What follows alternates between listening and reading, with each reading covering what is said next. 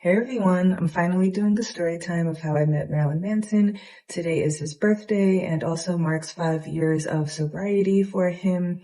So I figured today is probably a good time to finally do this. And, for the record, I have been a fan of Marilyn Manson since I was like 10, 11 years old, which was a long time ago, I will say. And I remember as a kid, my parents would hide my CDs from him. I didn't even try to buy any of his books. I would just sit in the record store and read them and, not be able to take it home. But my CDs, they definitely would try to hide those from me, but I always found them, so it was okay. But, as I got older and got more autonomy, I would always go to his concerts whenever I could because they couldn't stop me. So fast forward to more recent times, he took a bit of a hiatus from touring and, a lot of close fans will know that.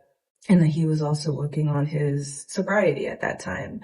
And he finally, came back, announced his comeback tour. And of course, all of us fans who've been waiting to see what was next are super excited. So, of course, when I saw he was coming, relatively close to me, it wasn't that close, but we'll get to that. I grabbed my ticket and then I am a part of this Marilyn Manson Facebook group for fans and such. So in the group, me and everyone would just talk about how excited we were.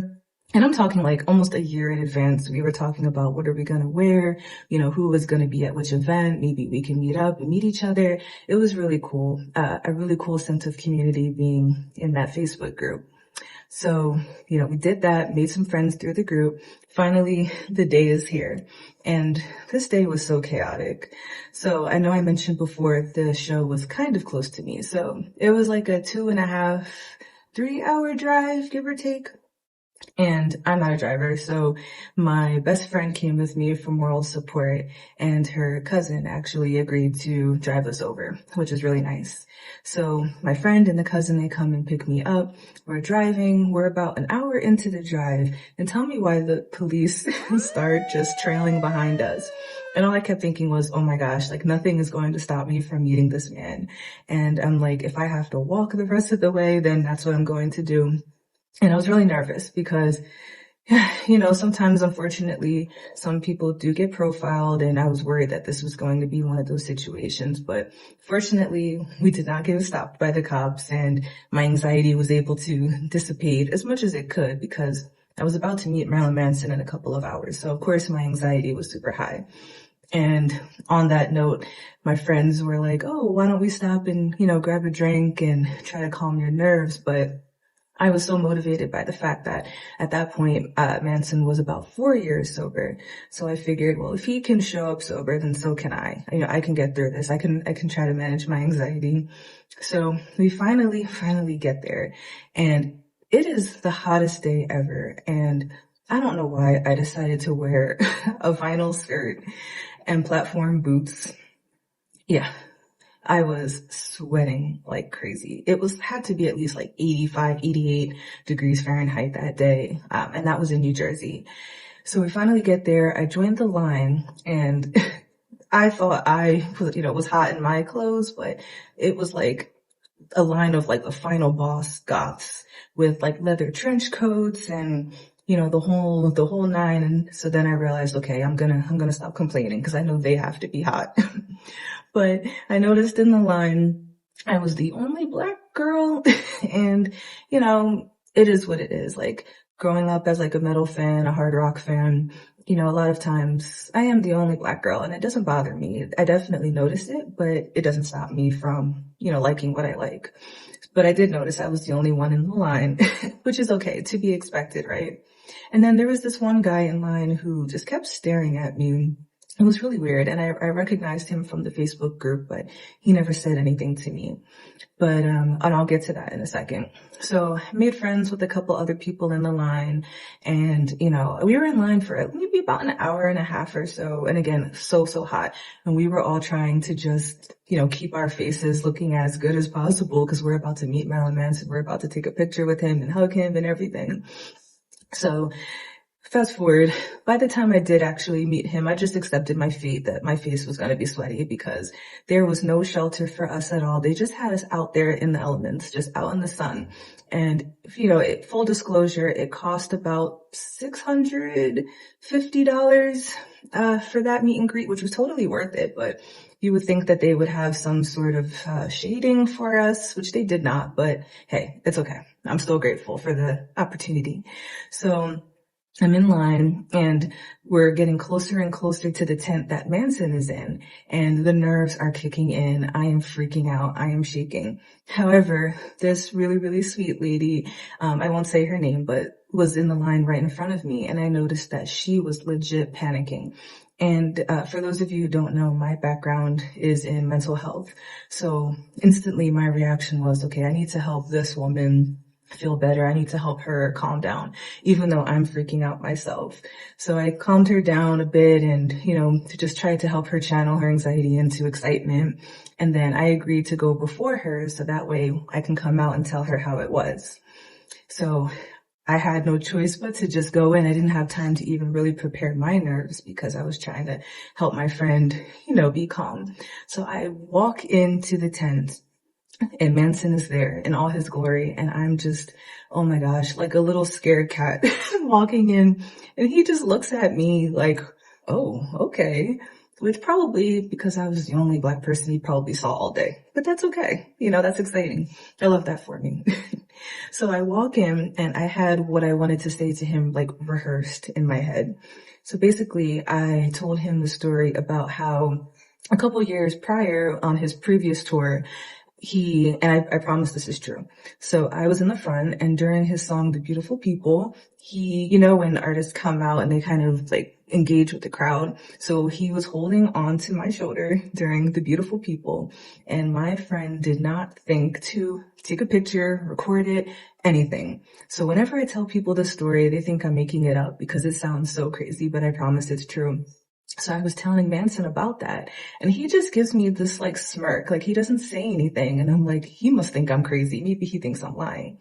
So what he does is he walks over to the poster that, so as part of like the meet and greet, we got like different like merch and stuff. So including a poster of him, and he signs it and he writes, "Dear Jasmine, yes, I did hug you once," which was just perfect. So that way I can always prove to people that yes, this story is true. Yes, it really did happen. So that was that. And then, I was so worried about, what's his energy going to be like? What's he going to be like? And trust me when I say he is so sweet. His energy was so calm, and he gave me like 3 hugs, which I'm still giggling to this day. Like I still can't believe it happened. It just felt so natural. He has a way, he's a rock star and he's used to meeting fans, but he has a way of helping you feel calm in a sense. Like he's just so down to earth, and you would think for such a rock star such as himself that he would be, just super stuck up or, that type of attitude that you probably get from some celebrities. But for him, he shockingly was just so calm, cool, collected. And to be fair, this is also sober Manson. So who knows how this experience may have been years in the past, but it was amazing. And the hugs, I can still feel it now. But, so that was that. Unfortunately, you only have a minute to actually engage with him.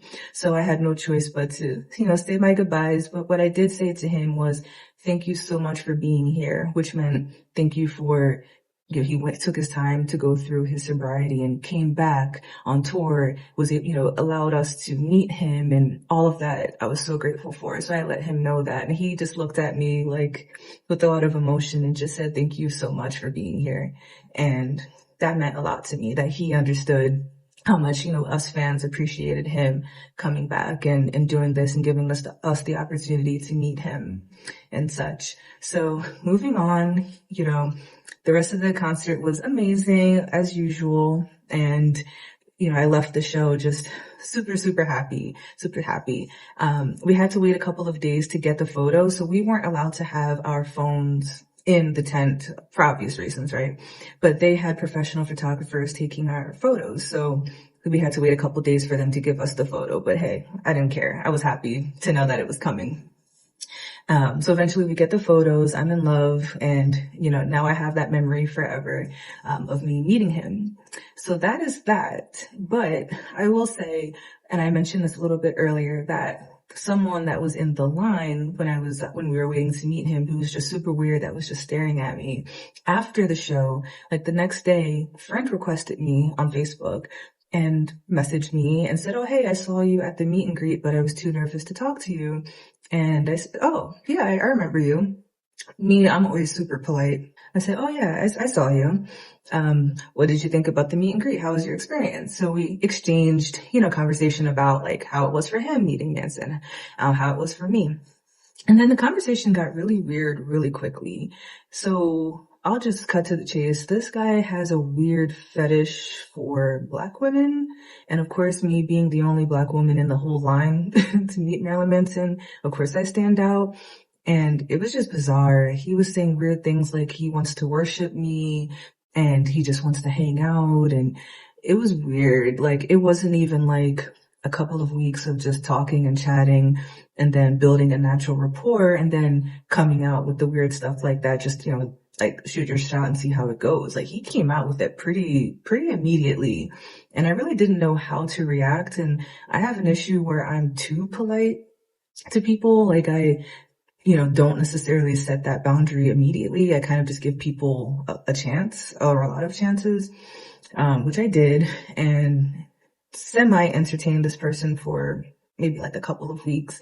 But then it just kept getting weirder and weirder. Like, this person just perpetually just wanted to meet up, but not just meet up, but meet up in like secluded or like private places, like not public. Like, I would make suggestions like, "Oh, hey, this concert's coming up. I'm gonna go. Are you gonna go? Maybe we can go to the concert together." And they weren't interested in that. It seemed like they just wanted to get me alone, which was weird. And this person also just is obsessed with like creepy, like Halloween characters. Now, I love Halloween, but there's levels to this stuff, right? And just that paired with the whole just overall weird personality and just saying weird things like, "I want to worship you" 5 minutes after meeting you. It just painted a picture of just like red flag after red flag. And eventually this person blocked me because I refused to hang out with them. But hey, it made it easier for me, right? But yeah, so this is the story of how I met Marilyn Manson, and it's been over a year and I still have our picture as my screensaver on my phone because if I don't, it's just impossible to believe that it even happened.